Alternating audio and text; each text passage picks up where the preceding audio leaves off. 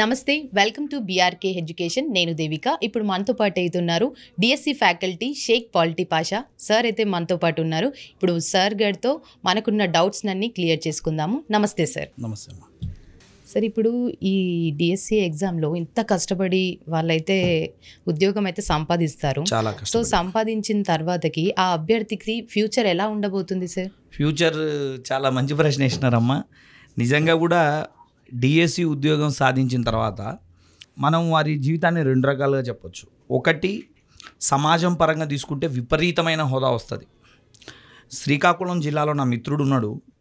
ఆ మిత్రుడితో మాట్లాడితే ఒకసారి చెప్పినాడు తను, మాకు అమ్మా నాన్న తర్వాత గురువే సార్.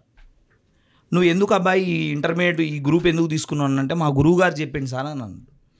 అంటే గురువుని అమ్మా నాన్న తర్వాత తమ మెంటార్గా భావిస్తారు, తమ గైడ్గా భావిస్తారు, అలాగే తమ జీవితంలో ఒక మార్గదర్శిగా భావిస్తారు. మరి సమాజంలో నువ్వు చెప్పింది కొంతమంది వింటారు, అర్థమవుతుందా? సో అలాంటి అత్యున్నత పదవిలోకి, అలాంటి అత్యున్నత ఒక స్థానంలోకి తీసుకెళ్లేటటువంటి ఉద్యోగం టీచర్ ఉద్యోగం. కాబట్టి సోషల్ పరంగా తీసుకుంటే, అంటే సొసైటీ పరంగా తీసుకుంటే సమాజంలో మంచి గౌరవం ఉంటుంది, మంచి రెస్పెక్ట్ వస్తుంది.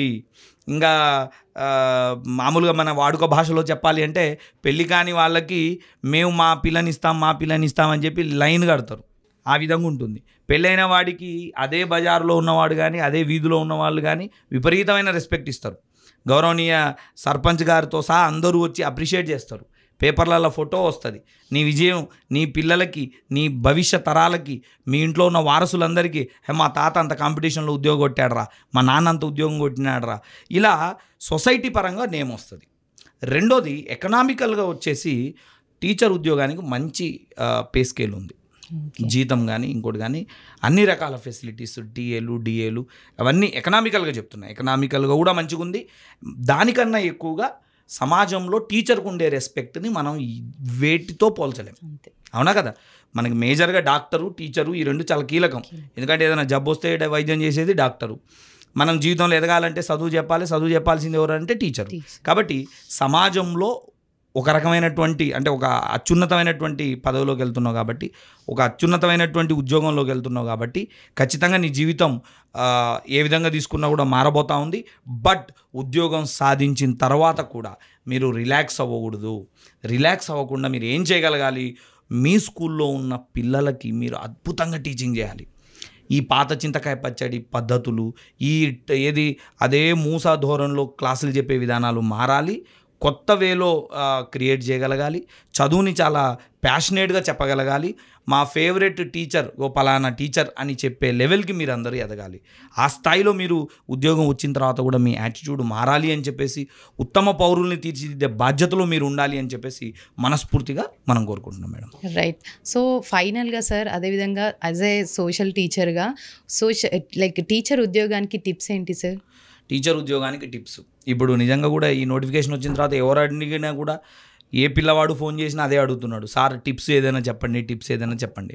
సో ఒకటే నాన్న, ఉద్యోగానికి టిప్స్ చెప్పాలి అనన్నా, లేకపోతే ఏ ఉద్యోగానికైనా సరే టిప్స్ అని అంటే ఏముండదు నాన్న, కష్టమే మనల్ని విజయానికి తీసుకుపోతుంది. కష్టే ఫలి అన్నారు పెద్దలు. ఇక ఇది పాత డైలాగ్ అయినా కూడా రియలిస్టిక్ డైలాగ్, ప్రతి సమాజానికి వర్తింపజేసే డైలాగ్ ఇది. కాబట్టి దయచేసి గుర్తుపెట్టుకోండి. పూర్తిగా ఒక వైట్ పేపర్ తీసుకొని నీకు వచ్చిన సబ్జెక్టులు ఏంటి, ఈ రోజు వరకు నీకు రాని సబ్జెక్టులు ఏంటి, నువ్వు చదవని సబ్జెక్టులు ఏంటి, లిస్టు ప్రిపేర్ చేసుకో. నీకు వచ్చినవి ఒకవైపు, రానివి ఒకవైపు. ఈ వచ్చిన వాటిని వదిలే, ఊరికే అది ఎందుకు చదువుతావు, ఎంతసేపు చదువుతావు, అది వదిలే.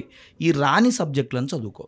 ఈ రాని సబ్జెక్టులని, నీకు తెలియని సబ్జెక్టులని, కాస్తో కూస్తో అనుభవం తక్కువ ఉంది, పరిజ్ఞానం తక్కువ ఉందన్న సబ్జెక్టులని బాగా చదువు. ఈ సబ్జెక్టులను చదువుకుంటూ రోజుకు ఒక 2 గంటలో గంట పాటో నువ్వు 1 ఇయర్ పాటు జరిగిన కరెంట్ అఫైర్స్ని జీకేతో ముడిపెట్టుకుంటూ బాగా చదువుకో. ఓకేనా? పడుకునేటప్పుడు ఏం చేయంటే ఒక డైలీ టెస్ట్ రాయడం వల్ల ఏం జరుగుతుంది, మన సామర్థ్యం మనకు తెలుస్తుంది. ఇక వానికి తెలియకపోయినా, వీడికి తెలియకపోయినా, పక్కింటోడికి తెలియకపోయినా, మనదేందో మనకు తెలియాలి కదా. ఫస్ట్ మన టాలెంట్ ఏంది, మనకేం వచ్చు, మనకేం రాదనేది మనకు తెలియాలి.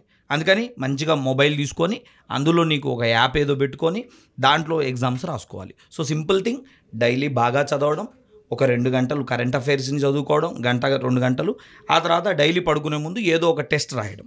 ఓకేనా. సో ఈ విధానంలో నువ్వు చేయడం వల్ల నీకు ఒత్తిడి తగ్గుతుంది, ఉద్యోగానికి దగ్గర అవుతావు. ఓకేనా. చాలామందికి సిలబస్ కాపీ కూడా లేదు. ఇక నేను వాళ్ళ గురించి ఏం చెప్పాలో నాకే తెలియట్లా. సిలబస్ కాపీ డౌన్లోడ్ చేయండి. ఆంధ్రప్రదేశ్ వెబ్సైట్లో, గవర్నమెంట్ వెబ్సైట్లో సిలబస్ ఉంది.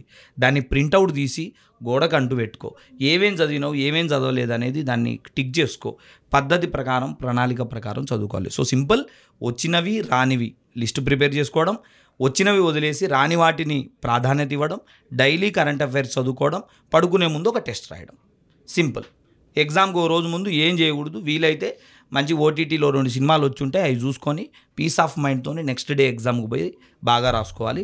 ఖచ్చితంగా విజయం సాధిస్తారు మేడం. ఈ రకంగా చేసుకుంటే ఆ మెగా డిఎస్సిలో 16,400 పోస్టుల్లో అలా చదివితే నా పేరైనా ఉంటుంది, మీ పేరైనా ఉంటుంది, చూస్తున్న మీ పేరైనా ఉంటుంది. చూసారు కదండి, సార్ అయితే యాజ్ అ సోషల్ టీచర్గా లైక్ ఉద్యోగం వచ్చిన తర్వాతకి వాళ్ళ లైఫ్ ఎలా ఉండబోతుంది అండ్ టీచర్ ఉద్యోగం వాటికి టిప్స్ ఏంటి అనేసి అయితే చాలా చక్కగా అయితే చెప్పారు సార్ అయితే మనకి. Thank you so much sir. నమస్తే.